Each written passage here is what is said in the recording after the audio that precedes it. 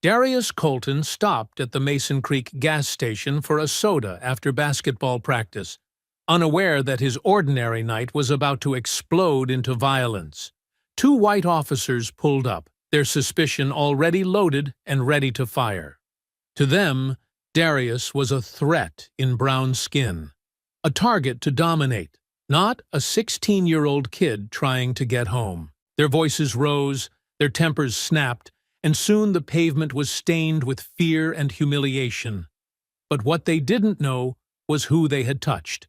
His mother, FBI Special Agent Maya Colton.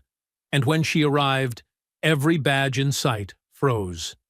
Before we go any further, comment where in the world you are watching from and make sure to subscribe, because tomorrow's story is one you don't want to miss. The humid Georgia air clung like a wet blanket as Darius Colton pushed open the glass door of Bright Mart gas station. The bell chimed softly, and the cool blast of air conditioning hit his face. His basketball jersey stuck to his back, still damp from practice. The fluorescent lights hummed overhead, casting a harsh glow across the empty aisles. "Evening, Mr. Jennings," Darius called out, nodding to the older man behind the counter. Carl Jennings looked up from his newspaper and gave a tired smile. "How was practice, son?" Carl asked, folding his paper. "Good. Coach says I might start next game." Darius headed toward the drink coolers, his sneakers squeaking against the linoleum floor. He pulled out his phone and typed a quick message to his mom. "Be home in 10. Want anything?" The cooler's glass door fogged up as he opened it, reaching for a Sprite. His phone buzzed. Maya had replied, "Just you, safe and sound." Darius smiled, grabbing a bag of chips from the rack. He was halfway to the counter when red and blue lights suddenly flashed through the store windows, painting the walls in alternating colors. Two police cruisers pulled into the parking lot, tires crunching on gravel. Darius felt his stomach tighten, an instinctive reaction his mother had warned him about. Keep calm. Be polite. Remember your rights. The store's bell chimed again as Deputy Kyle Drennan strutted in, followed by Officer Rourke. Drennan's hand rested on his holster, his face twisted in what looked like anticipation rather than concern. "Got a report of a robbery few blocks over," Drennan announced, his eyes fixing on Darius. "Suspect's a young black male, about 6 feet. His lips curled into a smirk. Well, what do we have here?" Darius's heart pounded, but he kept his voice steady. "I'm just getting a drink, sir. Coming from basketball practice." "Sure you are, boy." Drennan circled him like a shark. "Empty your pockets." "I haven't done anything wrong," Darius said softly, still clutching his unopened Sprite and chips. "I'm a regular here. Ask Mr. Jennings." Carl shifted behind the counter, clearing his throat. "Officers, the kid's fine. He comes in here all the time after practice." Drennan ignored him. "I said empty your pockets. Now!" Officer Rourke moved to block the door, his face a mask of forced authority hiding obvious nervousness. With trembling hands, Darius placed his items on a nearby shelf and pulled out his pockets. Phone, wallet, basketball keychain. "See? Nothing, sir." "Oh, you think you're smart?" Drennan grabbed Darius's arm. "Outside. Now." "Wait, please!" Darius started, but Drennan was already dragging him toward the door. "Mr. Jennings, call my mom. Please." The night air hit him like a wall as they shoved him outside. Drennan slammed him against the patrol car's hood, pressing his face against the warm metal. "Spread 'em." "I'm not resisting," Darius said, his voice cracking. "Please, I haven't done anything." A small crowd had begun to gather. Angela Ruiz, still in her nursing scrubs from her hospital shift, pulled out her phone and started recording. Her hands shook with anger as she captured every moment. "Stop moving!" Drennan shouted, though Darius was perfectly still. "I'm not." Darius's words were cut off by a sudden punch to his kidneys. His knees buckled. "He's resisting," Rourke called out, though his voice wavered with uncertainty. What happened next was a blur of pain and fear. Darius felt the bite of the taser, electricity coursing through his body. He screamed as they threw him to the ground, his face scraping against the rough concrete. Blood trickled from his nose, mixing with tears. "Mama," he whimpered. "Somebody call my mama." Drennan's knee pressed into his back as handcuffs bit into his wrists. "Shut up, boy." "Crying for your mama now?" Angela's voice rang out from the gathering crowd. "This is wrong. He's just a kid." "Back up," Rourke warned the onlookers. "This is police business." Carl Jennings stood in the doorway of his store, his face pale, hands gripping the doorframe. He wanted to speak up, to do more, but decades of ingrained caution held him back. Still, he couldn't tear his eyes away from the scene unfolding in his parking lot. They yanked Darius to his feet, blood dripping from his split lip. His basketball jersey was torn, smeared with dirt and blood. As they shoved him into the back of the patrol car, he caught a glimpse of Angela still filming, her face a mixture of fury and determination. The patrol car's engine roared to life. Through the window, Darius could see Carl Jennings shaking his head slowly. The old man's words were barely audible as the car pulled away. They just made the biggest mistake of their damn lives. Angela Ruiz looked down at her phone, the red recording light still blinking. Her finger hovered over the upload button, knowing this video could change everything. In the distance, police sirens faded into the humid Georgia night, carrying away a boy whose only crime had been stopping for a soda after practice. Maya's pen scratched across paperwork in her quiet Atlanta apartment, the only sound besides the hum of her laptop. Case files spread across her desk documented months of undercover work tracking corruption in local police departments. Her coffee had gone cold hours ago, forgotten in the rush to document every detail perfectly. Her phone buzzed again, the fifth time in 20 minutes. She'd been ignoring it, determined to finish her report. But this time, the constant vibration made her glance over. 12 missed calls. 23 text messages. A shared video link titled "Police Brutality in Mason Creek" topped her notifications. Something cold settled in her stomach. Mason Creek, where Darius was. Her fingers trembled slightly as she clicked the link. The video loaded, grainy at first, then crystal clear. Her coffee mug slipped from her hand, shattering on the hardwood floor. There on her screen was Darius, her baby, being slammed against a police car. "No," she whispered, watching in horror as officers threw him to the ground. "No! No! No!" Every cry from Darius felt like a physical blow. Every laugh from the officers made her blood boil hotter. When they tasered him, Maya's hand flew to her mouth, stifling a scream of rage. Her son's blood on concrete, his torn jersey, his terrified voice calling for her. Maya was moving before the video finished. She grabbed her gun from the safe, checking it with mechanical precision despite her shaking hands. Badge, keys, phone. Her mind raced through protocols and procedures, even as maternal fury threatened to overwhelm her. The elevator was too slow. She took the stairs 3 at a time, bursting into the parking garage.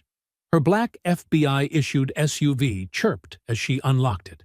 The engine roared to life, and she peeled out of the garage, lights flashing. 2 hours. 2 hours to reach Mason Creek. Too long. Her hands gripped the steering wheel until her knuckles went white. Memory flashes hit her as she drove, teaching Darius how to handle police encounters, drilling him on his rights, watching him practice saying, "Yes, sir," and "No, sir," in the mirror. All her careful preparation, all her protection, stripped away by 2 badges and systemic racism. "Keep it together," she muttered to herself, weaving through traffic.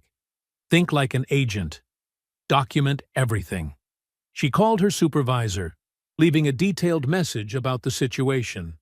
Next, she contacted her lawyer, then the Civil Rights Division. Each call was precise, professional, her voice betraying none of the fear and rage churning inside her. The Mason Creek Police Department came into view just before midnight. A squat brick building with peeling paint and flickering fluorescent signs. Maya parked directly in front of the entrance, leaving her emergency lights flashing. Inside, the front desk officer barely glanced up. "Can I help you?" "I'm here for Darius Colton." Maya's voice was steel wrapped in silk. "You have my son in custody." The officer sighed, bored. "Visiting hours are over. Come back tomorrow to post bail." "I'm not here to visit." Maya's FBI badge slapped onto the desk. "I'm here to take my son home. Now." The badge caught the fluorescent light, golden and official. The officer's eyes widened. Phones stopped ringing. Conversations died mid-sentence. The entire precinct seemed to hold its breath. I'll get the chief," the officer stammered, scrambling from his desk. Maya stood perfectly still, counting breaths to stay calm. Her trained eye caught everything: security camera positions, officer nameplates, the subtle shifting of papers on desks. Evidence. All of it. Evidence. Chief Charles Harlan appeared, all Southern charm and pressed uniform. His smile never reached his eyes. "Agent Colton, what a surprise. I wasn't aware the FBI had interest in local matters." "Where is my son?" Each word was precisely enunciated. "Now, ma'am, your boy was caught up in a robbery investigation." Matched the description perfectly. When our officers attempted to question him, he became combative. "I saw the video." Maya stepped closer. "I want the body cam footage. Now." Harlan's smile tightened. "Unfortunately, there seems to be some technical difficulty with those files. Equipment malfunction, you understand." "Both cameras? Simultaneously?" Maya's laugh was sharp as broken glass. "That's quite a coincidence, Chief Harlan." "These things happen." He spread his hands in a gesture of false helplessness. "But I'm sure once everything's sorted out." "My son." "Now." Something in her voice, or perhaps the barely contained fury in her eyes, made Harlan step back. He nodded to a deputy, who hurried to fetch keys.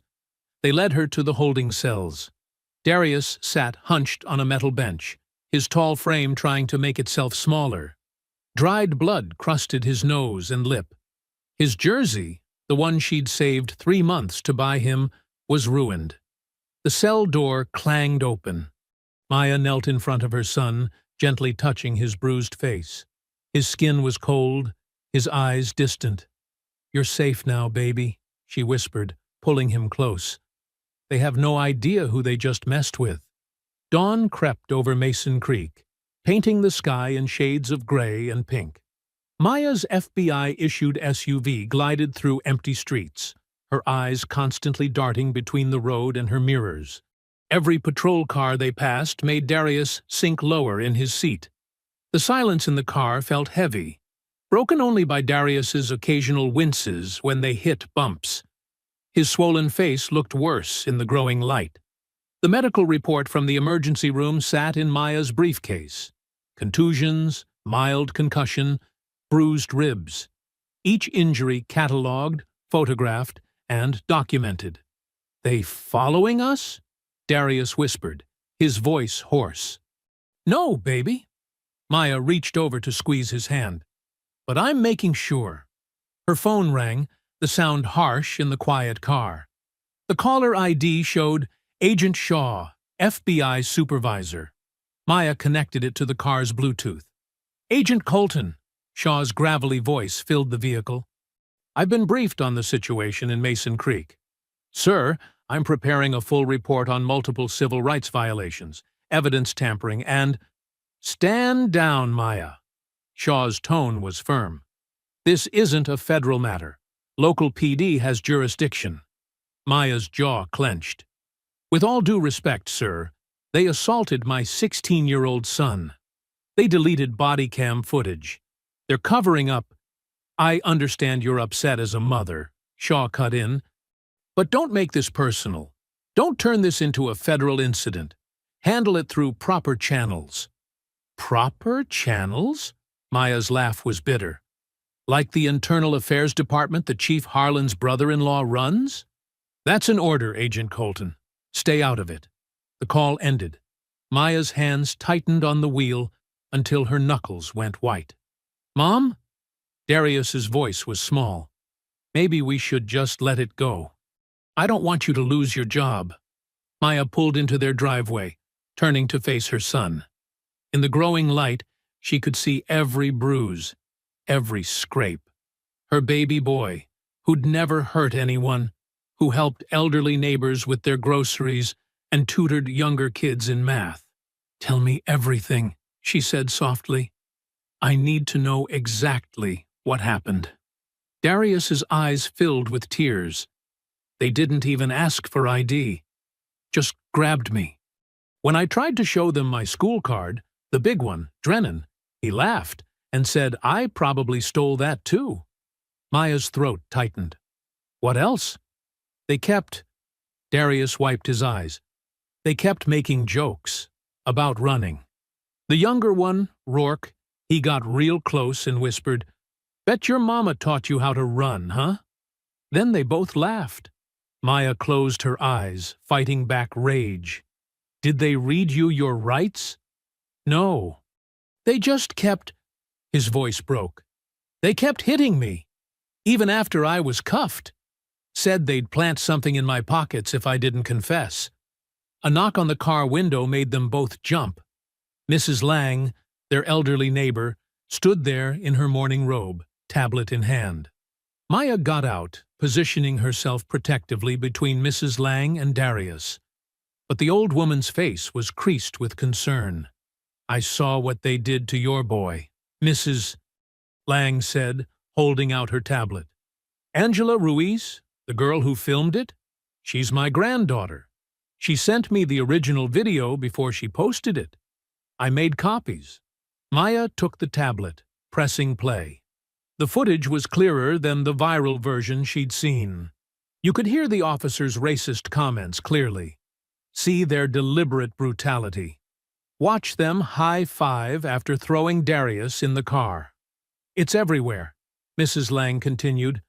Twitter, Facebook, all over the news. People are using some hashtag, Justice for Darius. As if on cue, a news van turned onto their street, followed by another. And another. Get inside, Maya told Darius, gathering their things. Mrs. Lang, thank you. Would you be willing to make a formal statement? The older woman nodded firmly. Those boys in badges need to learn they can't treat people this way. Not anymore. Inside, Maya helped Darius settle on the couch while reporters gathered outside. Their phones kept buzzing with messages and notifications. The hashtag John Justice for Darius was trending nationwide. Maya sat at her desk, connecting Mrs. Lang's tablet to her laptop. She played the video again. And again. Each viewing stoked her fury, but also her determination. She noticed details she'd missed before. Badge numbers, name tags, the reflection of a dash cam that supposedly wasn't working. Darius had fallen asleep on the couch, pain medication finally taking effect. Maya watched him breathe, saw how even in sleep he held himself carefully to avoid pressure on his ribs. She turned back to the video, freeze-framing Officer Rourke's smirking face as he whispered his taunt about running. If they want to play dirty, she murmured, pulling out her case files and notebook, I'll show them what real investigation looks like. Her fingers flew across the keyboard, accessing databases she'd built during years of civil rights investigations. Patterns emerged, similar incidents buried in reports, officers transferred between departments, evidence that consistently went missing, a system designed to protect its own. The afternoon sun blazed through Maya's home office window as she sorted through files and made calls. The TV droned in the background until a familiar name caught her attention.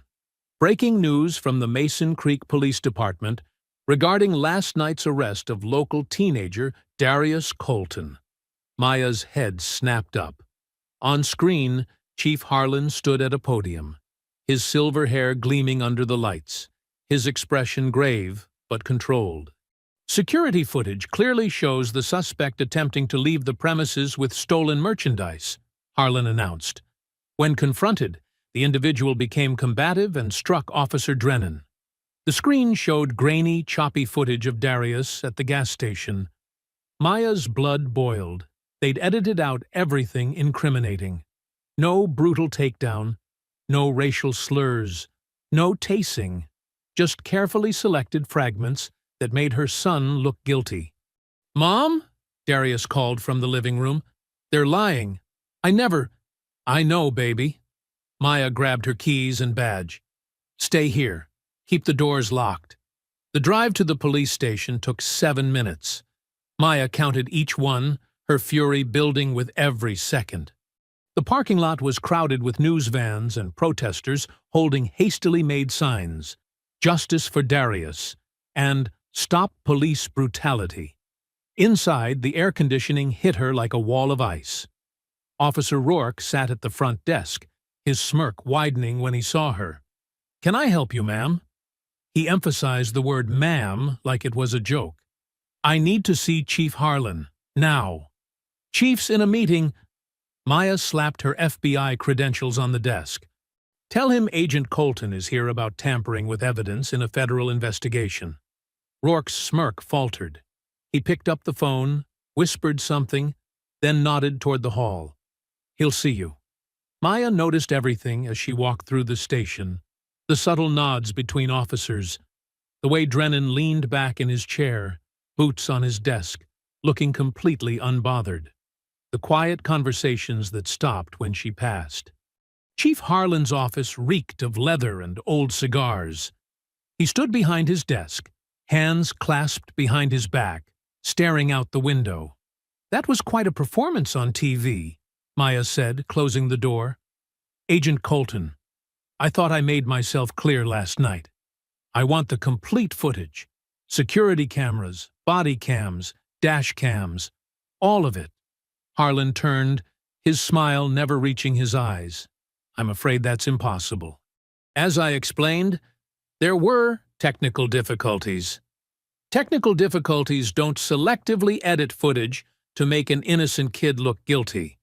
Your son was caught stealing. By officers who conveniently lost their body cam footage? In a store whose owner publicly stated Darius did nothing wrong." Harlan's smile tightened. "File a formal request, through proper channels." Maya pulled out her phone, opened the FBI database, and typed rapidly. Within seconds, her face darkened. "The case file's already sealed," she said.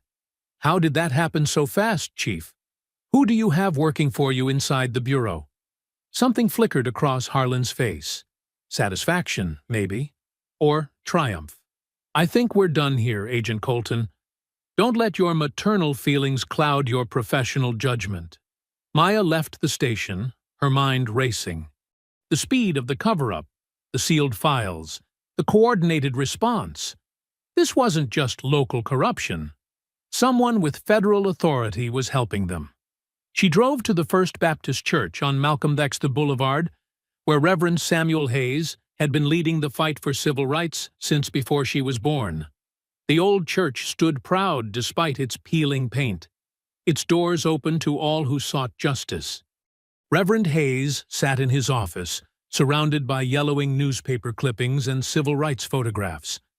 His eyes were sharp despite his age, taking in Maya's FBI badge and troubled expression. "I've been expecting you," he said, gesturing to a chair. "Saw what they did to your boy. Saw their lies on TV, too." "Reverend Hayes, I need to understand what I'm up against." The old man sighed, pulling out a thick folder from his desk. 1987. James Wilson, 17 years old. Resisting arrest. Beaten so bad he lost an eye. 1995. Marcus Taylor, 16. Matched a description. found with planted drugs. 2003. David Reynolds, 15. Assaulted an officer, ended up in a wheelchair. He spread out the articles, the photos, the death certificates. Every time the footage disappeared, every time the files got sealed, every time good officers who spoke up got transferred or fired. How do they keep getting away with it? Because you're not fighting two cops, Agent Colton. You're fighting the whole system that protects them. Hayes leaned forward. The same judges signed the warrants. The same prosecutors declined to press charges. The same federal agents sealed the files. Maya drove home as darkness fell, her mind heavy with Hayes's words and the weight of decades of buried injustice. The house was dark except for Darius's bedroom light. The crash of breaking glass shattered the silence. Maya drew her gun, moving toward the sound. In the living room, a rock lay among glittering shards of window glass. A note was wrapped around it, held by a rubber band. She picked it up, unfolding the paper with steady hands. Leave town or lose your badge. Upstairs, she heard Darius stir. Mom? What was that? Maya looked at the note, then at her Glock, its weight familiar and resolute in her hand. She thought of all those other mothers' sons, James, Marcus, David, and how the system had failed them. Not this time, she whispered, her grip tightening on her weapon. 2 days later, the Atlanta Medical Center's fluorescent lights cast harsh shadows across Darius's bruised face. Maya sat in the waiting room, scrolling through case files on her phone, when it buzzed with an incoming call from FBI headquarters. Agent Colton, a cold voice said. This is Administrative Services. Effective immediately, your security clearance has been temporarily suspended, pending review of recent conduct. Maya's fingers tightened on the phone. On what grounds? Interference with local law enforcement operations and potential misuse of federal resources. You'll receive formal documentation within 24 hours. The line went dead. Maya stared at her phone, her mind racing. She'd expected pushback, but this was different. This was calculated. Someone inside the bureau was working against her. Her phone buzzed again. Lucas Trent's name flashed on the screen. She'd worked with him for 5 years, trusted him with her life on undercover ops. Now, something felt off. Maya, Lucas's voice was too casual, too controlled. Heard about your suspension. Look, I'm trying to help here. You need to drop this Mason Creek thing. Help? Maya kept her voice level. Like you helped seal those case files? Come on, you know how it works. Small-town politics, local jurisdiction. Let it go before... Before what, Lucas? A pause. She heard him swallow. Before you lose everything you've worked for. Think about Darius. He needs his mother employed, not, "Don't you dare use my son to threaten me."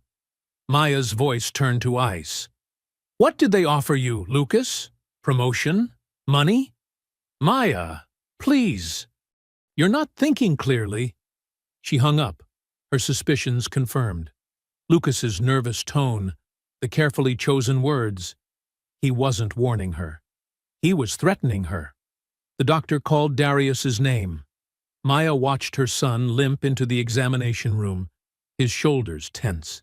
The bruises were fading, but something else had been broken.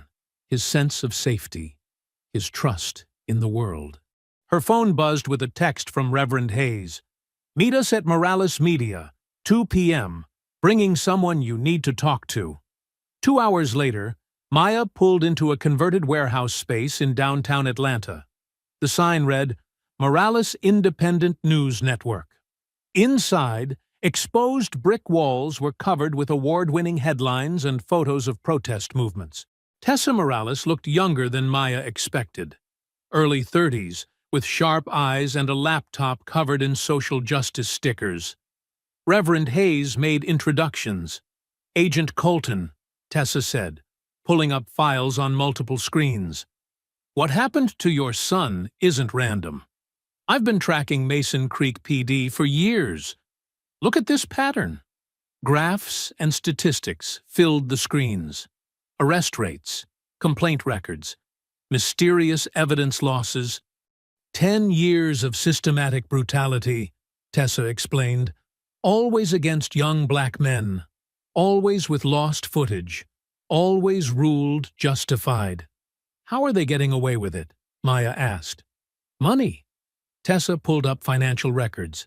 Civil forfeiture funds, inflated budgets, mysterious donations. Someone's paying to keep this quiet. And someone in the FBI is helping, Maya added, thinking of Lucas's call. Exactly. Tessa nodded. But they slipped up with Darius. They didn't know who his mother was. Now we have a chance to expose everything. Back home that night, Maya spread files across her dining room table.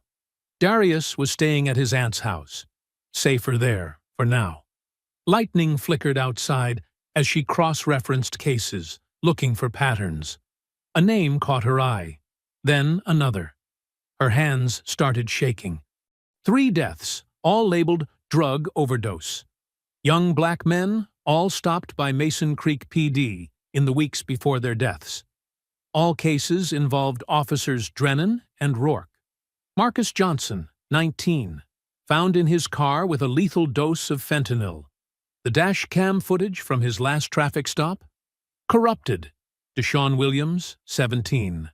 Overdosed after a night in lockup. The holding cell camera? Malfunctioned. Andre Thomas, 20. Dead in his apartment from mixed substances. The body cam footage from a wellness check by Drennan and Rourke the day before?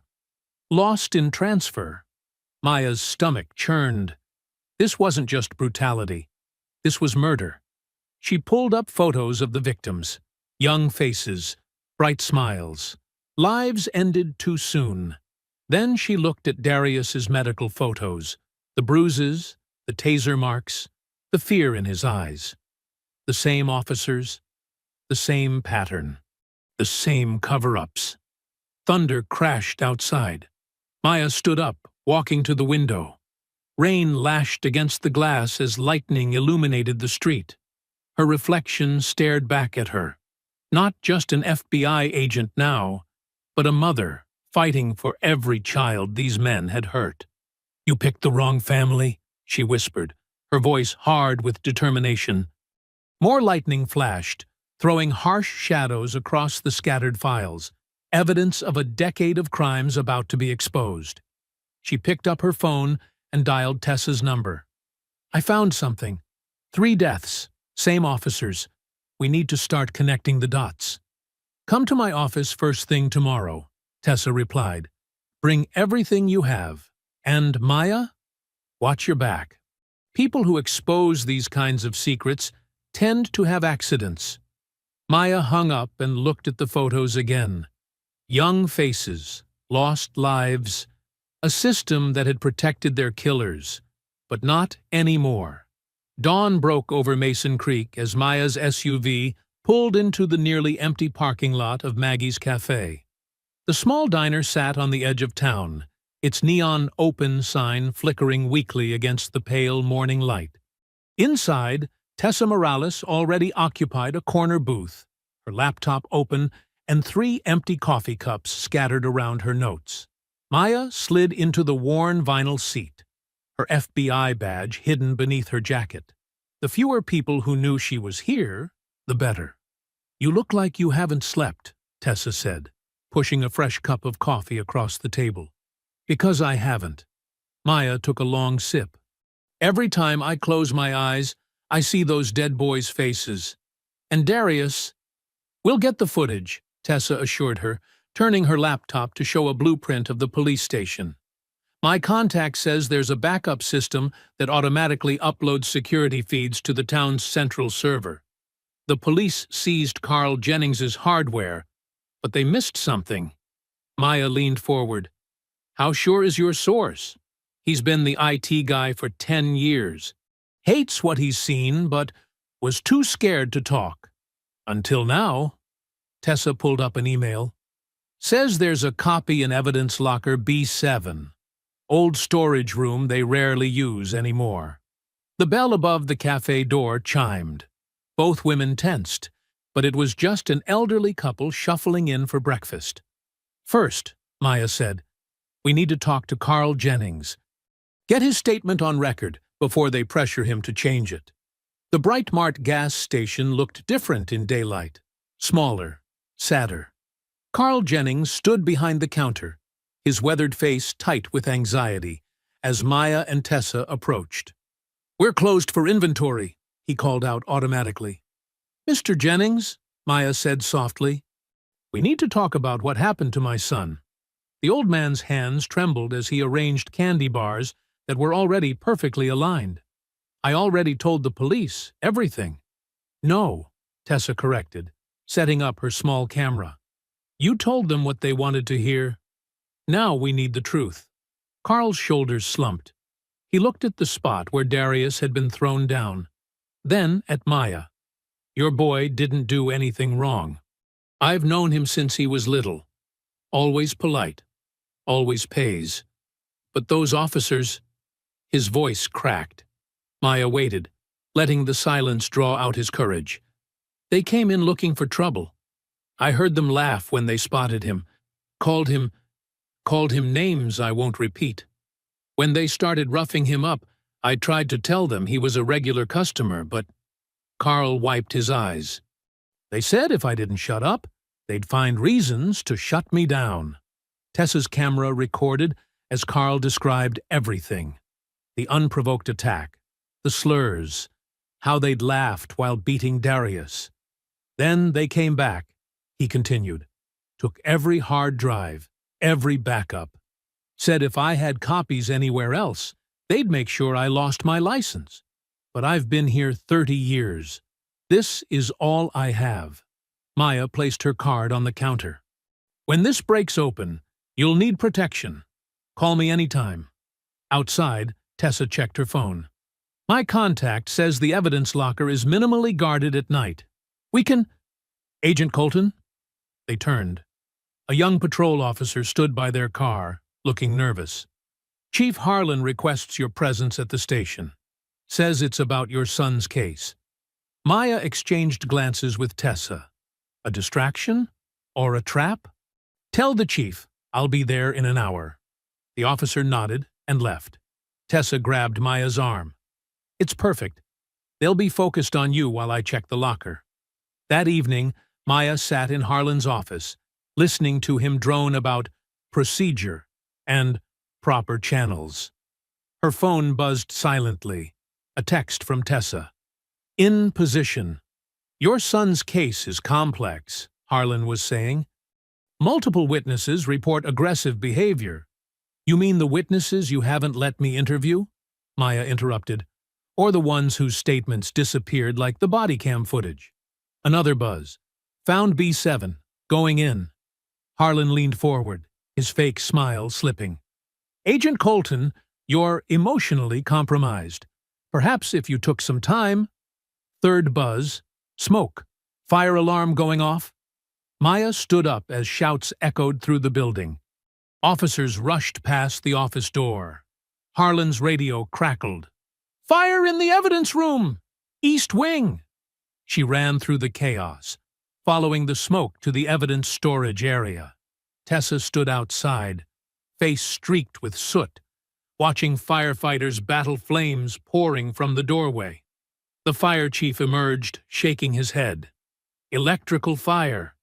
Everything in there is gone. Maya knew better. The timing was too perfect.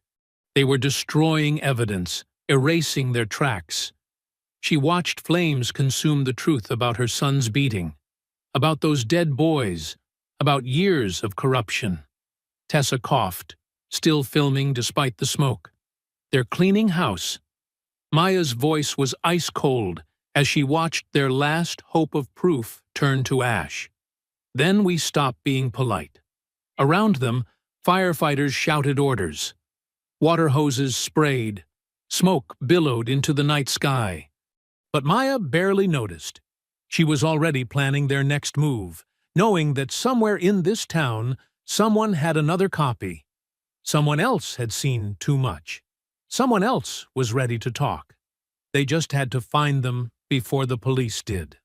Maya sat at her kitchen table early the next morning, staring at her laptop screen through bleary eyes. Coffee cups littered the surface, evidence of her sleepless night searching for any digital trace of the gas station footage. Darius was still asleep upstairs, his bruises now turning a sickly yellow-green. Her phone buzzed. The caller ID read, Derek Lynn. "Tell me you have good news," Maya answered, keeping her voice low. "Maybe," Derek said.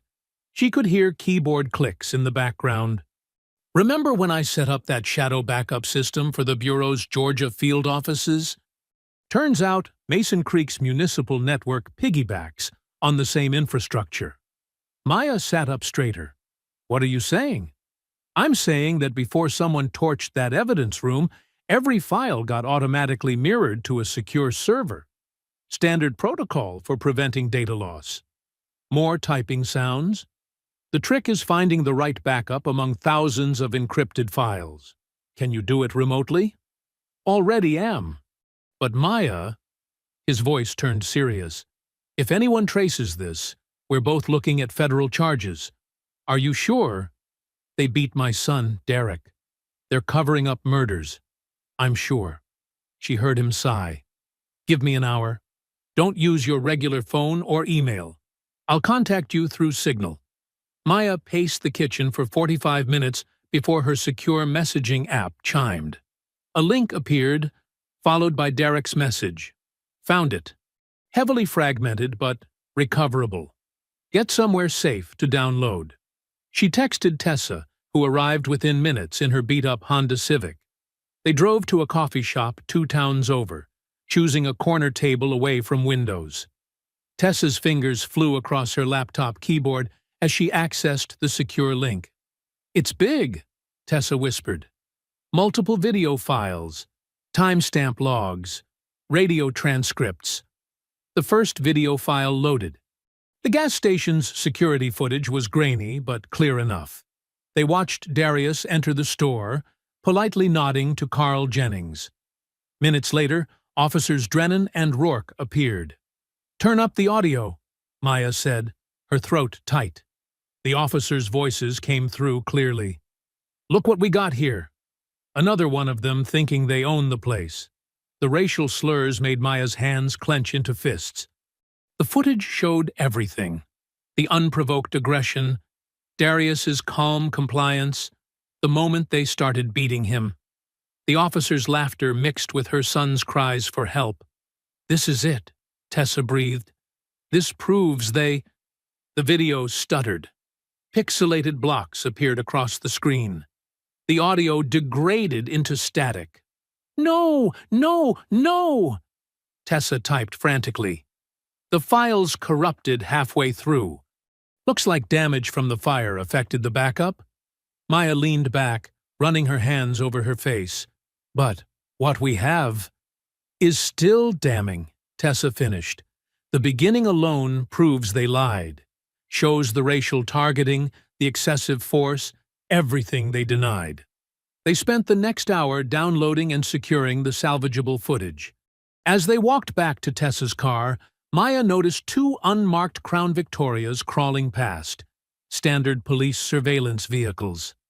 "Get in," she ordered, pushing Tessa toward the passenger seat. Maya took the wheel, keeping her movements casual as she pulled out of the parking lot. The unmarked cars followed at a distance. She drove in a wide circle, taking random turns until she was sure they were being tailed. She headed toward Tessa's apartment building, but parked a block away. "They're watching your place," Maya said quietly. "You need to leave town. This is about to get ugly." Tessa squared her shoulders. "No, Tessa, you're fighting for Darius. I get that. But I'm fighting for Marcus Thompson, killed in custody last year. For Jamal Wilson, who resisted arrest until he couldn't breathe. For every kid who didn't have a Maya Colton to protect them." She met Maya's gaze. "I'm staying." The unmarked cars drifted past again, moving like sharks circling prey. "Then we do this smart," Maya said. "Upload the video, but through proxies. Anonymous account. Let it spread naturally. Make it harder to trace." They worked from Tessa's laptop, routing the upload through multiple servers. The video file was titled simply, "The Truth About Mason Creek Police." "Ready?" Tessa asked, her finger hovering over the enter key. Maya thought of Darius's bruises, of Carl Jennings's fear, of 3 dead young men who never got justice. "Do it." The upload bar filled slowly. Complete. Posted. For 5 minutes, nothing happened. Then 10 shares. Then 100. Comments flooded in. Local news stations picked it up. Then national outlets. Maya's phone exploded with notifications as the hashtag genre Justice for Darius trended again, this time with hard evidence. Calls for investigations poured in. The partial footage played on repeat across social media, each share building more public outrage. "Look at this," Tessa said, showing Maya her screen. The video had reached 1 million views in under an hour. "They can't bury it now. Too many people have seen it." Through the car window, Maya watched the unmarked police vehicles still circling, unaware that their targets had just launched a digital missile. The truth was out there now, spreading faster than they could contain it. She knew there would be consequences, threats, retaliation.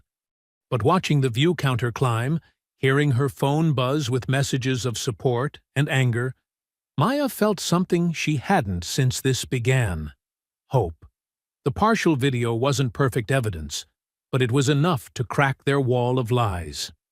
And through that crack, Maya would bring the whole corrupt system down.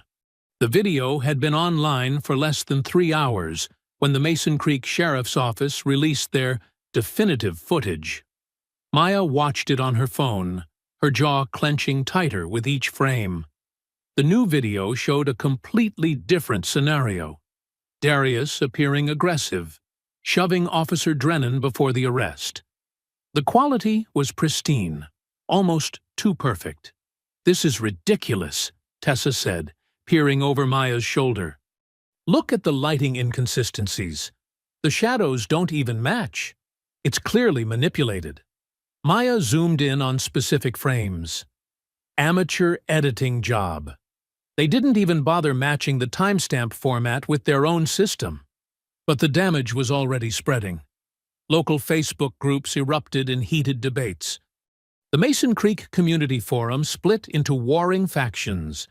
Those who'd seen the original assault footage versus those claiming it was selectively edited to smear our officers. Maya's phone rang. Assistant Director Shaw's name flashed on the screen. "Agent Colton!" His voice was tight, controlled. "My office, now." The drive to the Atlanta field office took nearly 2 hours. Maya spent it rehearsing responses, preparing arguments. But when she walked into Shaw's office, his expression told her it wouldn't matter. "Sit down," he said, not looking up from a manila folder, her personnel file. She remained standing. "This isn't a request, Agent Colton." "With respect, sir, I prefer to stand." He finally met her eyes. "You're suspended. Effective immediately. Badge and weapon on my desk." "On what grounds?" "Interference with a local investigation. Unauthorized access of federal databases. Leaking of confidential materials." He leaned back. "Need I continue?" "Those officers assaulted my son, which is precisely why you should have recused yourself." Shaw's voice softened slightly. "Maya, you're one of our best, but you've compromised multiple ongoing investigations. The Mason Creek situation requires delicate handling." "Delicate handling?"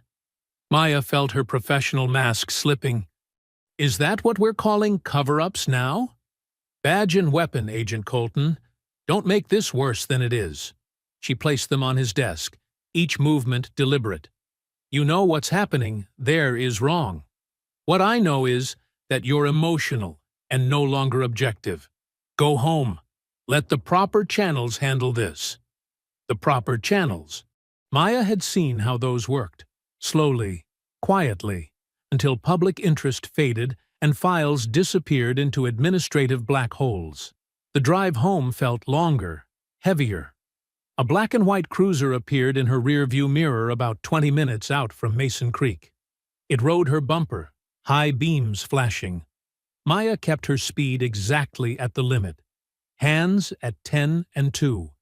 The cruiser swerved aggressively around her, then cut back in front, nearly clipping her front end. She recognized the tactic, intimidation, trying to provoke a reaction. The cruiser finally peeled off, but the message was clear. We're watching. Maya pulled into her driveway as sunset painted the sky orange. A familiar sedan was parked across the street. Lucas Trent's government-issue vehicle. He sat on her porch steps, looking appropriately concerned. "Heard about the suspension," he said as she approached. "Shaw's wrong, you know. This whole thing stinks." Maya studied her former partner's face. They'd worked together for 6 years. She'd trusted him with her life more than once. Now, she noticed the slight tension around his eyes, the way his right hand kept touching his collar. His tell when he was lying. "Want to come in?" she offered. "I could use a friendly face right now." Inside, Lucas paced her living room while she made coffee. "Maybe it's for the best," he suggested carefully. Stepping back, letting things cool down. "You still have that original gas station footage?" "Lost in the evidence room fire," Maya lied smoothly. "I'm out of moves, Lucas. They won." She watched him relax slightly. Sometimes the system works better from the inside. Give it time. They talked for another hour, Lucas probing gently about what evidence she might have left, Maya playing defeated and resigned. When he finally left, she waited exactly 3 minutes before slipping out her back door. The tracking device was smaller than a quarter, easily attached to his rear wheel well, as she'd pretended to look for her dropped keys earlier. Her phone showed his position moving steadily north, away from town. Maya followed at a distance in her personal car, headlights off along the back roads. Lucas's signal stopped at a secluded cabin near the lake, Chief Harlan's weekend getaway, according to property records. She parked behind dense trees and crept closer, her phone set to record. Through the cabin's window, she could see Lucas and Harlan meeting in what looked like a study. Lucas handed over a thick folder, the same type as FBI case files. Harlan nodded, handed him an envelope. Maya zoomed the camera, capturing every detail. The chief's satisfied smile. Lucas counting what was clearly cash. The way they shook hands, comfortable and practiced, like this wasn't their first transaction. "Got you," she whispered, making sure to get a clear shot of Lucas's face as he left the cabin. The night was quiet, except for crickets and the soft lapping of lake water. Maya waited until both men had driven away before heading back to her car. Her suspension suddenly felt less like a punishment and more like an opportunity. They thought they'd neutralized her, but they'd just freed her to operate outside the system's constraints. Maya woke before dawn, her mind racing through contingency plans. She moved silently through the house, checking windows and doors, a habit from her FBI training that now felt desperately necessary. The morning light was just beginning to creep through the curtains when she gently shook Darius awake. "Baby, we need to pack," she said softly, sitting on the edge of his bed. "Just essentials. My friend Patricia in Atlanta can take you in for a while." Darius rubbed his eyes, the bruises on his face still visible in the dim light. "Mom, I don't want to leave you here alone. I'm not the one they're trying to break." Maya squeezed his hand. "Pack your basketball gear too." Patricia's son plays for his high school team. While Darius packed upstairs, Maya moved through the house gathering documents, birth certificates, school records, medical files, everything they might need. She'd learned long ago that having backup plans for backup plans wasn't paranoia. It was survival. The morning air was thick with humidity when Maya stepped onto the front porch, car keys in hand. She stopped cold. All 4 tires of her SUV were slashed, rubber hanging in ribbons. Across the vehicle's dark paint, someone had spray-painted in jagged red letters, "We warned you!" Maya's hand instinctively went to where her gun usually sat. But of course, it wasn't there. She scanned the street, noting which neighbors' lights were on, which cars had moved since last night. Mrs. Lang across the street was already at her window, phone in hand, likely calling 911. But Maya knew the police would take their time responding, if they came at all. Her phone buzzed.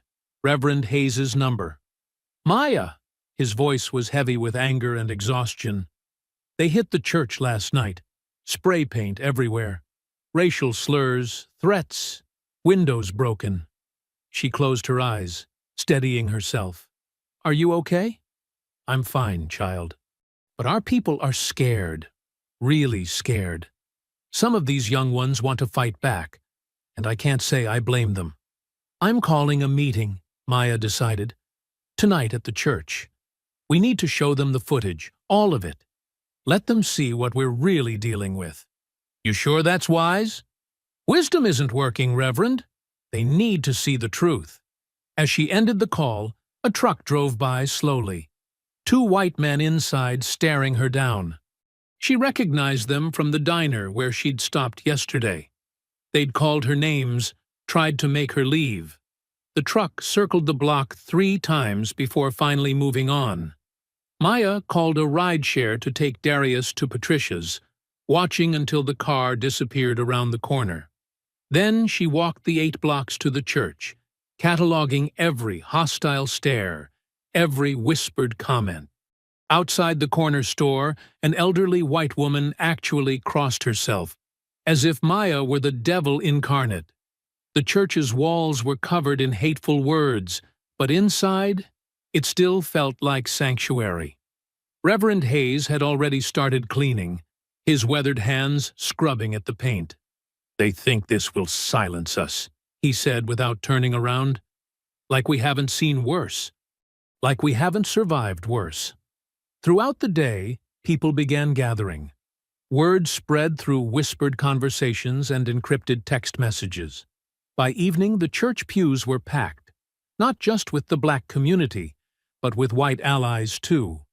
Carl Jennings from the gas station sat near the front, his face set in grim determination. Maya stood at the pulpit, her laptop connected to the church's projector. "What you're about to see is hard," she warned. "But it's the truth, and truth is the only weapon we have left." The footage played, the clear, unedited security video showing Darius's assault. Every brutal second, every racial slur, every moment of casual cruelty. The sound of her son crying out for her echoed off the church walls. Someone in the back began to sob. When the lights came up, the silence was deafening. Then Mrs. Lang stood up, tears streaming down her face. "My grandson is Darius's age," she said. "Could have been him. Could be any of our children." The crowd erupted, voices raised in anger, in pain, in determination. Maya watched as people who'd been neighbors for decades finally spoke honestly about their fears, their experiences with the police. Reverend Hayes moved through the crowd, channeling their rage into purpose, helping organize protest schedules and safety protocols. Later that night, Maya sat in her car outside the Brightmart gas station, staring at the spot where they'd hurt her son. The security lights cast strange shadows on the concrete where Darius's blood had been. She could almost hear the echo of his screams, see the ghost of his body being slammed against the ground. "You're not just getting justice, Darius," she whispered to the empty lot. "We're changing this whole damn town." The gas station's lights flickered, casting alternating patterns of light and shadow across the pavement. Maya remained there, watching, remembering. Every detail of that night was seared into her memory, not just from the videos she'd seen, but from the pain in Darius's voice when he'd finally told her everything. The way the officers had laughed, the feeling of helplessness as he'd called out for her. A police cruiser rolled past slowly, spotlight sweeping across her car. Maya didn't flinch. Let them watch. Let them worry. They thought they were sending her messages with their vandalism and threats. But she had a message for them, too. This time, the victim's mother could fight back, and she was just getting started. 3 days after the church meeting, Mason Creek erupted. Protesters filled Main Street, their signs held high against the scorching Georgia sun. "Justice for Darius" echoed off brick buildings as hundreds marched peacefully, led by community organizers trained by Reverend Hayes. Maya watched from her position near the courthouse steps, tracking police movements. They'd brought in riot gear, despite the protest permit clearly stating this was a peaceful assembly. She recognized the signs, the subtle positioning, the way officers kept touching their weapons. They were preparing for something. Her phone buzzed. Derek's name flashed on the screen. "Maya, we've got a problem."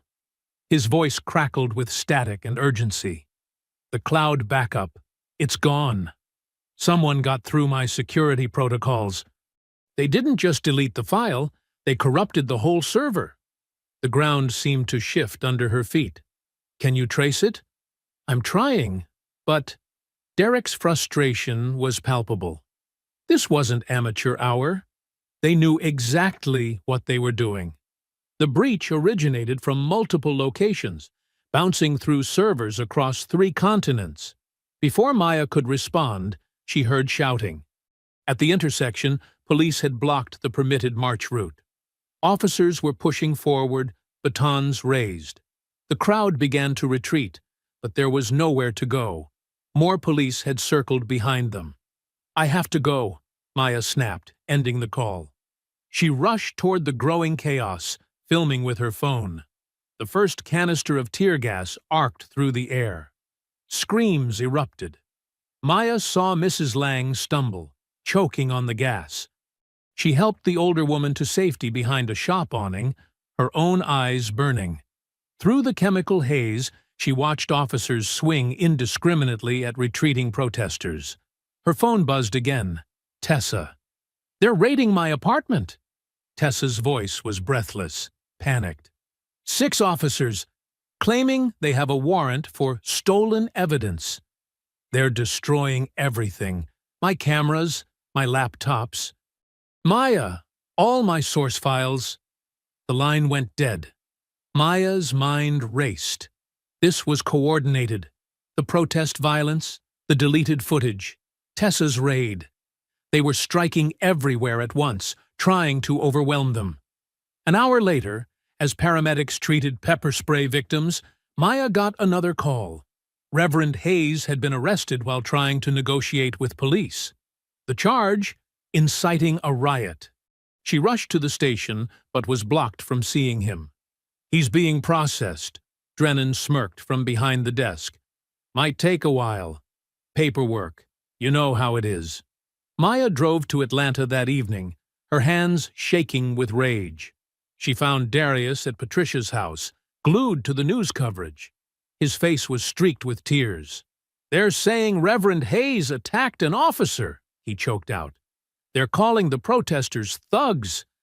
Everything we do, they twist it around.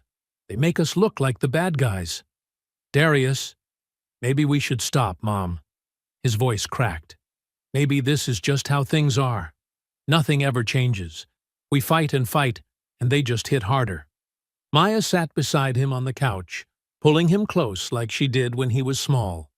He was almost as tall as her now, but in that moment he felt like her little boy again, scared, seeking answers she wasn't sure she had. "Baby, listen to me." She chose her words carefully. "Change never starts easy. You know why? Because the people in power, they're comfortable. They like things exactly how they are. So when we stand up, when we demand better, They fight back hard. They want us to feel hopeless. They want us to give up. But what if they win? They only win if we let them. Maya wiped his tears with her thumb. Every movement for justice looked impossible at first. Civil rights, women's rights, workers' rights. People fought and died for those changes. But they didn't stop. And neither will we. Later that night, after Darius had fallen asleep, Maya sat in her car in Patricia's driveway, head resting on the steering wheel. The events of the day played on repeat in her mind. The violence, the raids, the arrests, every bit of evidence vanishing, every ally being targeted. She reached for her glove compartment, searching for aspirin. Her hand brushed something small and hard. Frowning, she pulled out a USB drive she didn't recognize. A note was taped to it in Derek's precise handwriting. Emergency backup, original footage, plus metadata. Kept offline. Stay safe. Maya stared at the tiny device, hardly daring to breathe. Here it was, the complete, unedited footage of Darius's assault. Every second, every word, every damning moment captured in pristine digital clarity. Derek must have slipped it into her car days ago, knowing something like this might happen. Her fingers closed around the drive. They thought they'd erased the truth, buried it under corrupted files and fake warrants. But here it was, safe in her palm, small, but powerful enough to bring down their whole house of lies. Maya's hands trembled as she held the USB drive, staring at her phone. It was 2 a.m., but she knew Tessa would be awake. The journalist answered on the first ring. "They didn't get everything," Tessa said immediately, her voice hoarse. "I backed up most of my files to—" "We're going live tonight," Maya cut in. The silence on the other end lasted only a second. "The church basement," Tessa said. "Reverend Hayes gave me a key before they took him. It's already set up as a media center for the protests. 1 hour. Bring whatever equipment survived." The streets of Mason Creek were deserted as Maya drove through town. A few police cruisers prowled the shadows, but they didn't spot her car. She'd borrowed Patricia's old Honda instead of using her own vehicle. The church's dark shape loomed against the star-filled sky, its windows black except for a faint glow from the basement. Tessa met her at the side door, looking exhausted but alert. Her right eye was swollen, a souvenir from the raid. "They didn't find my backup laptop or the mobile hotspot," she whispered, leading Maya down creaking wooden stairs. "We can stream from here. Signal's not great, but it'll work." The basement had been transformed into a makeshift command center. Folding tables held computers and monitors. Protest signs leaned against walls covered with maps, marking police checkpoints and safe routes. The air smelled of coffee and determination. "How many viewers do you usually get?" Maya asked, plugging in the USB drive. "For breaking news? A few thousand." Tessa's fingers flew across the keyboard. "But that partial footage we released hit 500,000 views before they took it down. Word's been spreading underground. People are waiting for the full story." Maya pulled up a chair, adjusting the webcam. Her reflection stared back. Tired eyes, set jaw, a mother's fury burning beneath her professional calm. "Let them see everything," she said. "Every second, every lie, every cover-up." Tessa's hands hesitated over the keyboard. "You know what this means, right? The moment we go live, there's no turning back. They'll come for us." "Good." Maya straightened her FBI badge on her blazer. "Let them come while the whole world is watching." The red recording light blinked on. Comments began flooding the chat as viewers recognized Maya's face. Tessa's subscriber count ticked upward. 1,000, 5,000, 10,000 within minutes. "My name is Special Agent Maya Colton," she began, her voice steady. 3 weeks ago, my 16-year-old son stopped for a soda after basketball practice. What happened next was captured on multiple cameras. The Mason Creek Police Department has spent weeks lying about this footage. Tonight, you'll see the unedited truth. She played the video. The gas station security cameras showed multiple angles, crystal clear, time-stamped proof. Darius entering the store. Darius selecting his items. Darius being confronted. Beaten. Tased. Every racial slur was audible. Every moment of unprovoked violence exposed.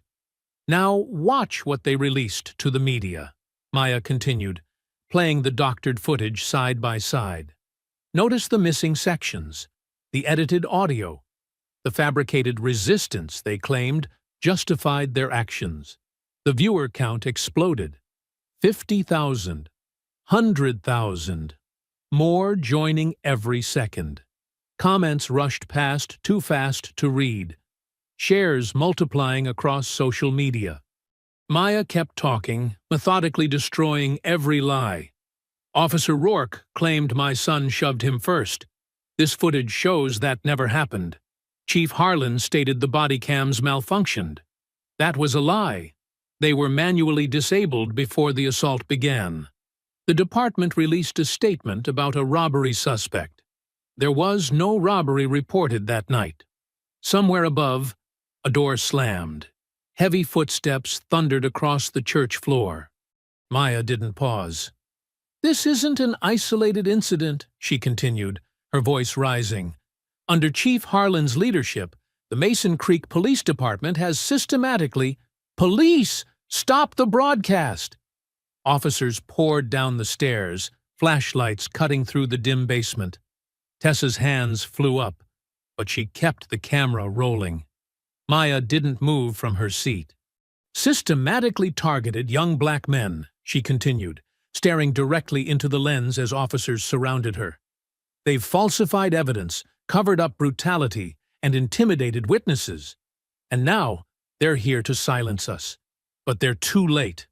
Cut the feed!" An officer lunged for the laptop. Tessa blocked him. "Don't touch that equipment!" she shouted. "This is a protected press broadcast."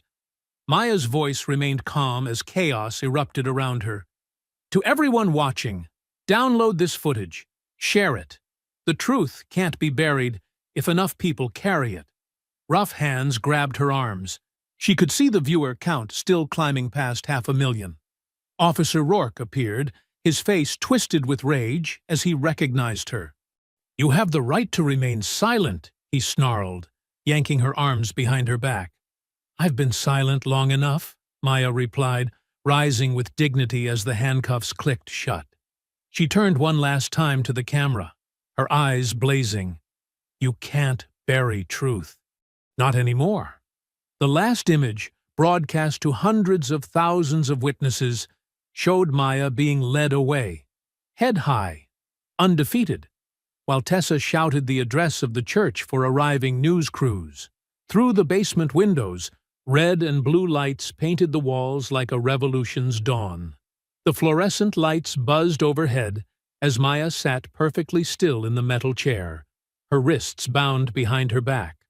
The interrogation room's cold walls seemed to close in, but she kept her face neutral, remembering her FBI training. Her shoulders ached from the rough arrest, but she wouldn't give them the satisfaction of seeing her discomfort.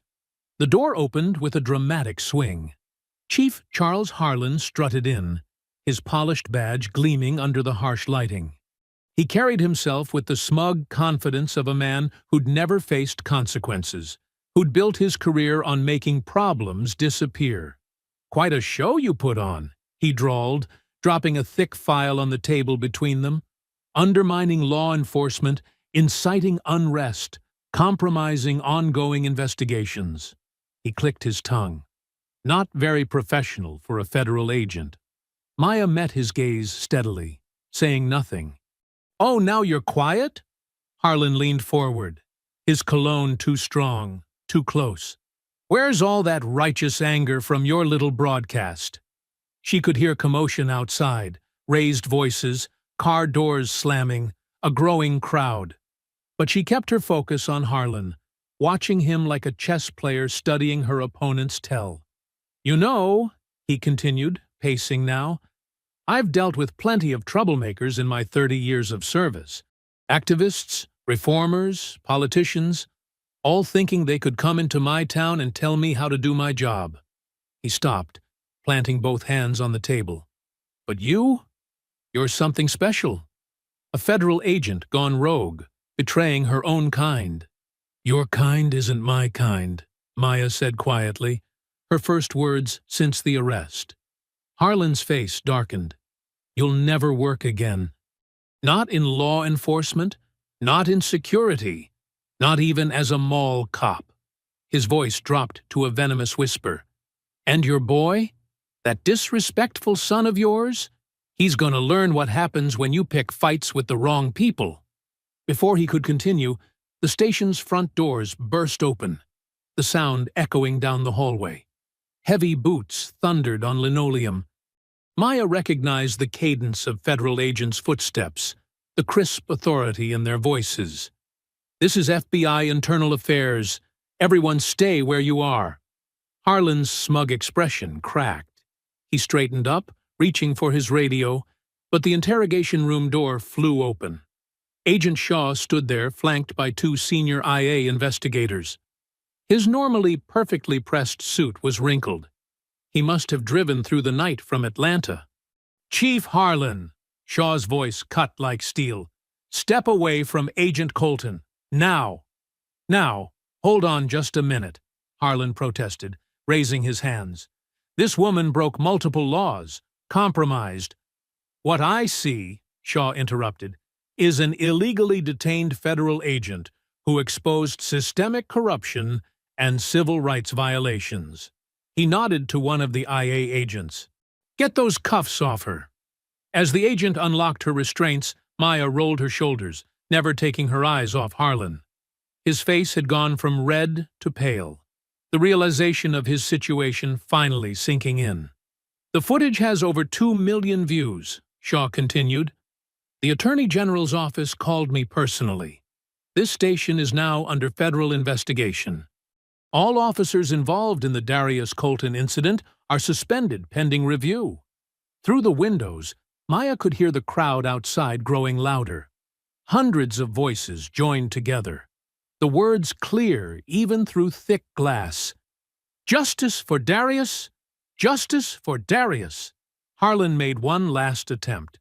"You can't just come in here and—" "We can, and we are." Shaw's voice was ice. "Your department's files are being seized as we speak. Every case for the past 10 years will be reviewed. Every complaint, every incident report, every piece of edited footage." Maya stood, rubbing her wrists. The crowd's chants grew stronger, accompanied now by news helicopters circling overhead. Local TV vans lined the street, their satellite dishes reaching skyward. "Chief Harlan," an IA agent said formally, "please surrender your badge and weapon. You're being placed on administrative leave pending investigation into civil rights violations, evidence tampering, and conspiracy charges." Harlan's hands shook as he unbuckled his gun belt. The badge he'd wielded like a shield for decades clattered onto the table, its shine suddenly dull under the fluorescent lights. Shaw turned to Maya. "Agent Colton, you're free to go. The Bureau extends its apologies for the delayed response to your initial reports." As they led her through the station, Maya saw officers being questioned, computers being seized, files being boxed up. Agent Lucas Trent sat in another room, head in his hands, as IA agents took his statement. The station's front doors opened to a sea of humanity. The morning sun painted the crowd in golden light. Hundreds of faces from every background imaginable. Black and white, young and old, families with children on their shoulders holding handmade signs. College students linked arms with elderly church ladies. The protesters' signs told stories of other victims, other injustices finally being dragged into the light. Tessa stood at the bottom of the steps, her camera rolling, sporting a fresh bandage over her swollen eye. Reverend Hayes had been released, his collar wrinkled but his spirit unbroken, as he led the crowd in a civil rights hymn. Maya paused at the top of the steps, taking in the scene. This wasn't just about Darius anymore. This was about every mother's son, every victim of unchecked power, every silence finally broken. "It's just starting," she whispered, her words nearly lost in the roar of justice awakening. Maya followed Agent Shaw through the chaos of the police station, where federal agents in dark jackets methodically moved from office to office. The sound of filing cabinets being pried open and computers being disconnected filled the air. Officers sat stunned at their desks, hands flat on surfaces, as IA agents collected their badges and weapons. "We'll need you to identify specific cases," Shaw explained, leading her toward the records room. "Your initial report mentioned patterns going back years." "Start with any arrest involving Drennan or Rourke," Maya replied, stepping over cables being run to forensic equipment. "Especially cases with missing or corrupted body cam footage." In the records room, 3 tech specialists had already set up workstations. Boxes of files covered every surface, decades of paperwork being sorted and scanned. Maya spotted familiar names on the folders. Young black men arrested on suspicion, cases closed with planted evidence. "Here," she pointed, pulling a thick file. "Marcus Jenkins, 2019. Allegedly resisted arrest, died in custody. Body cam footage accidentally deleted." Shaw nodded grimly. "Add it to the priority stack. We're building a RICO case, systematic corruption and civil rights violations." Through the window, Maya saw Reverend Hayes being escorted from his holding cell. His shoulders were straight despite the ordeal, his dignity intact. The officers who'd arrested him now couldn't meet his eyes.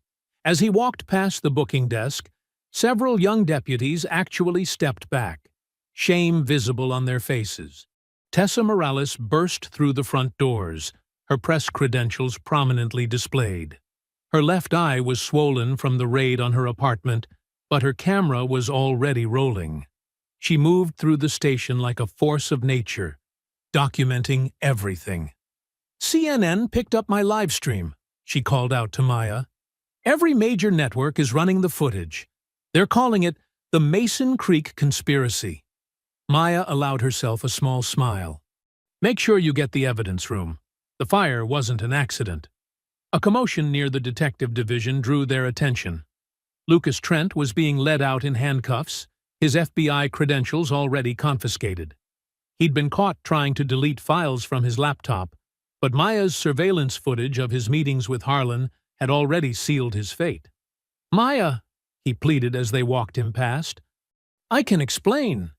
"Save it for your deposition," she cut him off coldly. "The Bureau takes betrayal seriously." She turned back to the files, but a sudden burst of radio chatter made her look up. Officers were running toward the back of the building. Through the window, she saw Chief Harlan sprinting across the parking lot, a heavy briefcase in his hand. "He's making a run for it," Shaw barked into his radio. "All units converge!" Maya was already moving. She knew this building's layout from her investigation, including the rear exit Harlan was heading for. While others chased directly, she cut through the evidence room and out a side door, emerging into the morning sun. She heard Harlan's heavy breathing before she saw him. He rounded the corner at full speed, briefcase swinging wildly, and nearly ran straight into her. His eyes went wide as he skidded to a stop. "Going somewhere?" Maya asked quietly, her hand resting casually on her holstered weapon. Harlan's face contorted with rage and desperation. "You don't understand," he spat. "This town needed me. I kept order. These people trusted you to protect them," Maya cut him off. "Instead, you built a system of fear and corruption. You taught your officers that some lives matter less than others." He glanced frantically over his shoulder, hearing the approaching footsteps. "It was never personal," he tried. "Just business." the way things work. It became personal when your officers attacked my son, Maya replied. But you're right about one thing. It's also business. The business of justice. Federal agents swarmed around them, weapons drawn. Harlan slowly raised his hands, the briefcase falling open as it hit the ground. Stacks of cash spilled across the pavement. Years of payoffs and bribes exposed in the morning light. They led him back through his own station in handcuffs. Maya followed as they took him to his office one last time to collect his personal items. The space that had been his seat of power for so long now felt small and ordinary. "You really thought you were untouchable," Maya said quietly, watching him stare at his wall of commendations and photographs. "All those years, all those families you hurt. You never imagined facing consequences." Harlan's shoulders sagged as reality finally settled over him. His carefully constructed world of power and control was crumbling, exposed by the very people he'd tried to keep powerless. "Welcome to reality," Maya continued, her voice steady, "where actions have consequences, where justice isn't just a word you hide behind." Through the office window, she could see news vans arriving, their satellite dishes reaching toward the sky. Protesters gathered peacefully, their signs demanding accountability. FBI evidence teams carried out boxes of files, decades of corruption being dragged into the light. Tessa was already broadcasting live, her voice carrying through the building. In a stunning development, federal agents have uncovered what appears to be systematic civil rights violations within the Mason Creek Police Department. Multiple officers are in custody. Maya stood watching as 2 federal agents escorted Harlan to a waiting vehicle. His polished shoes, always so carefully maintained, scraped against the pavement. The morning sun caught his badge as they removed it, one final gleam before it disappeared into an evidence bag. Inside, the station hummed with focused activity. Evidence teams worked methodically through each department, documenting everything. The sound of cameras clicking mixed with hushed conversations and the steady hum of scanner machines. "Agent Colton," one of the tech specialists called out, "we found something in the false ceiling above Harlan's office." Maya followed him back inside. An agent on a ladder was pulling out a dusty metal box. Inside were more files, the ones they'd been most desperate to hide. She recognized some of the names immediately. "Marcus Jenkins, Jerome Wilson, Tyrell Brooks," she read aloud. "All the accidental death cases. They kept physical copies." Agent Shaw appeared beside her. "Old school. Didn't trust computers to keep their secrets." He picked up one of the folders. "This could triple our caseload." Through the glass partition, Maya watched Reverend Hayes speaking with community members who'd gathered outside. Despite his night in custody, his presence remained powerful, calming. He'd been right all along about the depth of corruption. "My team found something else," Tessa called from the dispatch room. She was reviewing surveillance footage, her laptop surrounded by notes. "Look at these patrol patterns over the last 5 years. The data showed systematic targeting of specific neighborhoods, higher arrest rates, more use of force, selective enforcement, all carefully documented in their own records." "They weren't even trying to hide it," Maya said, studying the screen. "They were proud of it. Thought no one would ever look closely enough to connect the dots." A commotion near the front desk drew their attention. Lucas Trent was being processed, his FBI credentials bagged as evidence. The man who'd once been her trusted partner couldn't meet her eyes. "Maya," he tried again as she passed, "I never meant for it to go this far. The money was just supposed to be a one-time thing." She paused, studying him. "How many times did we investigate corrupt cops together? How many times did you lecture me about maintaining the Bureau's integrity?" She shook her head. "You chose your side. Live with it." More federal vehicles arrived outside. The mayor and several council members were being brought in for questioning. Maya recognized the pattern. The corruption hadn't stopped at the police department. It had infected the entire power structure. In the evidence room, technicians carefully documented years of planted drugs, stolen property, and forged reports. Each box revealed new layers of systematic abuse. Officers who'd once swaggered through these halls now sat quietly, waiting to be interviewed.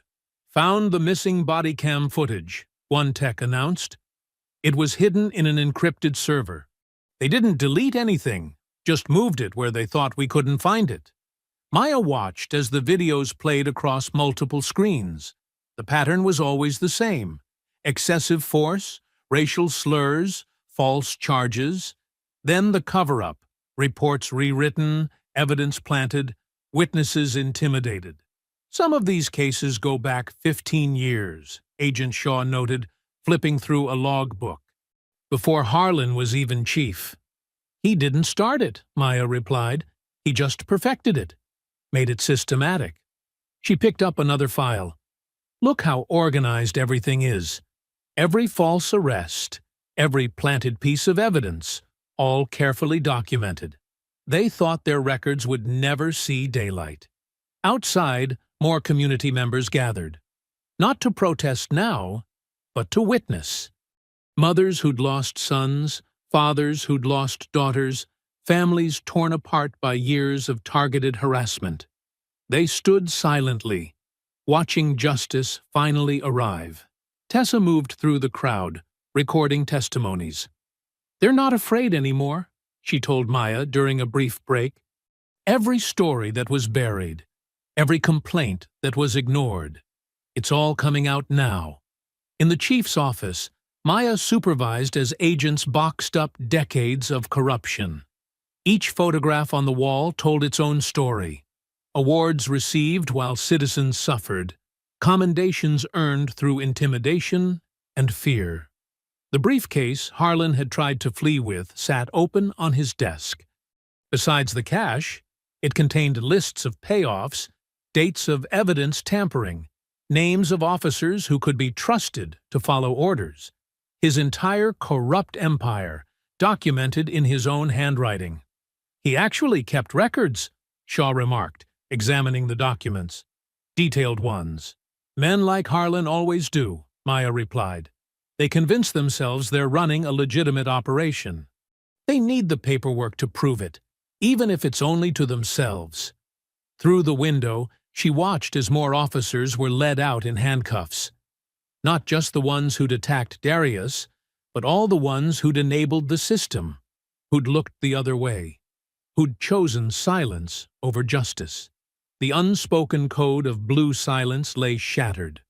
In its place, the sound of truth echoing through halls that had contained lies for far too long. The station that had once been a symbol of oppression was being cleansed, its secrets exposed to the light. As federal agents continued their methodical sweep, Maya picked up a framed photo from Harlan's desk, him shaking hands with the governor, both men smiling broadly, the image of power and respectability he'd worked so hard to maintain. Now it would hang in a courtroom as evidence of just how far the corruption reached. 3 months after the federal raid, Maya Colton stood at a podium beneath the autumn sun. Behind her, the freshly painted community center gleamed white against the Georgia sky. The old municipal building had been transformed, its stark institutional lines softened by murals of children playing, dreams soaring, and justice prevailing. Hundreds of faces looked back at her, familiar now after months of struggle and triumph. Mrs. Lang sat in the front row, the neighbor who'd first shown Maya the viral video. Next to her, Carl Jennings from the gas station, his weathered face proud. Tessa Morales stood to the side, still taking notes even now, her camera hanging ready. "When my son was attacked that night," Maya began, her voice carrying across the hushed crowd, "they thought they were dealing with just another frightened family, just another victim they could silence." She paused, letting the weight of memory settle. They didn't expect us to fight back. They didn't expect you, all of you, to stand with us. The audience stirred, remembering those dark days. The protests, the threats, the late-night meetings in Reverend Hayes's church basement. The slow, steady dismantling of decades of corruption. This center, Maya continued, gesturing to the building behind her, represents more than just a new name. It represents every voice they tried to silence, every truth they tried to bury, every family that refused to accept injustice as normal. Darius sat on stage behind his mother, tall and straight-backed in his basketball letterman jacket. The bruises had long since faded, but something in his eyes had changed, not hardened, but deepened. He'd learned too early what it meant to fight for dignity. The Darius Colton Youth Empowerment Center will be more than a building, Maya said. It will be a promise that what happened here won't be forgotten, a promise that the next generation won't have to live in fear of those sworn to protect them. She gestured to where Reverend Hayes sat with other community leaders. When I first arrived in Mason Creek, Reverend Hayes told me I wasn't just fighting two cops. I was fighting a system. He was right. But what he didn't say was that I wouldn't be fighting alone.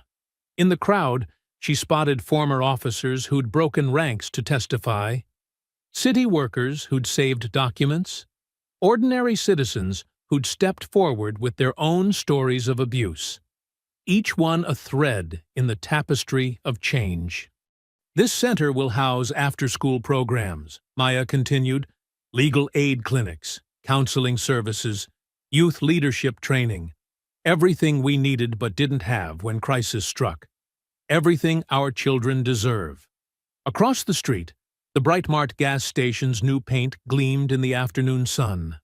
The spot where Darius had been attacked was now marked by a small memorial garden. Beautiful things could grow from ugly moments. The federal investigation revealed corruption going back 20 years, Maya said. 53 wrongful convictions overturned, 32 officers indicted, 6 city officials removed from office. But numbers don't tell the real story. She looked at the faces before her. Black, white, brown, young, old. Neighbors who'd once viewed each other with suspicion now sat shoulder to shoulder. The real story is in this crowd, in how you refused to look away, in how you stood together when they tried to divide us, in how you transformed anger into action, pain into purpose. Darius stood and moved to join his mother at the podium. He'd grown taller in these months, carrying himself with quiet confidence. The crowd applauded as he took the scissors for the ribbon cutting. "My son was their mistake," Maya said, her voice thick with emotion. "But you, all of you, were their miscalculation. They thought fear would keep us quiet. Instead, it made us loud. They thought violence would make us submit. Instead, it made us rise." The red ribbon stretched across the center's entrance, a bright line between past and future. Darius's hands were steady as he positioned the scissors. "This center bears my son's name," Maya continued, "but it belongs to every child who needs a safe place, every parent who wants a better future, every person who believes that justice isn't just a word, it's a promise we make to each other." The scissors closed. The ribbon fell. The crowd erupted in cheers and applause. Young children rushed forward to be first inside, their laughter echoing off the new walls. Maya watched as Darius was surrounded by well-wishers, classmates, teachers, community members who'd supported him through the darkest days. He smiled and shook hands, no longer the frightened boy from that terrible night. Tessa approached, her notebook open. "Any comment on your new position with the FBI Civil Rights Task Force?" Maya smiled. "Just that Mason Creek won't be the last town we investigate. What happened here? It's happening everywhere. But now we know how to fight it. Now we know how to win. The autumn breeze carried the sounds of the celebration. Music from local bands, children playing on new equipment, conversations between neighbors who'd become allies in the struggle for justice. Across the street, Carl Jennings stood in his gas station doorway, watching. He caught Maya's eye and nodded slowly, a gesture of respect between two people who'd chosen truth over comfort, right over easy. The sun began its descent, painting the sky in shades of purple and gold. Inside the center, voices echoed with hope and possibility. Children's laughter rang out, the sound of freedom, of safety reclaimed. I hope you enjoyed that story. Please share it with your friends and subscribe so that you do not miss out on the next one. In the meantime, I have handpicked 2 stories for you that I think you will enjoy. Have a great day!